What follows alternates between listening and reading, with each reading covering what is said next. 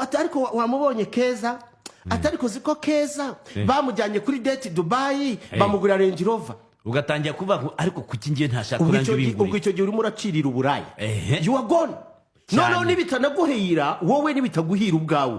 uratangira kudeprima kandi udeprima kubera iki wari imvange zo kwa mama runaka iwanyu ukishimira ukubayeho ukishimira ubuzima bwawe ukaba ubuzima buri simple and then you work hard kugira ngo uzagere kuri ibyo ngibyo.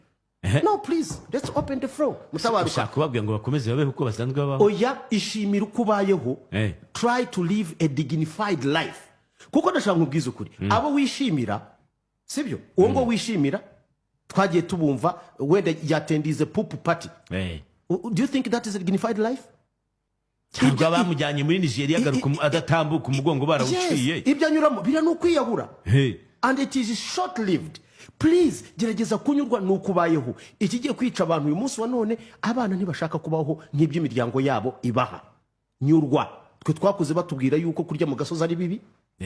kubaho ibyo umubyeyi waguhaye ugomba kubyishimira kandi twaranyurwaga cyane sibyo sinigeze mbona hari umuntu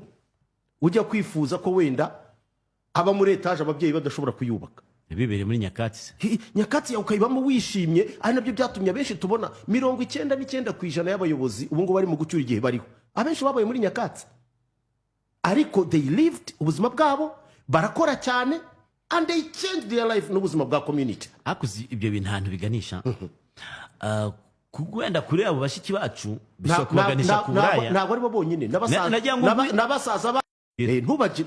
kuri basaza babo akenshi biganisha ku bandi n'uburaya nabo kuko nabo baricuruza muri no minsi abenshi babaye abatinganyi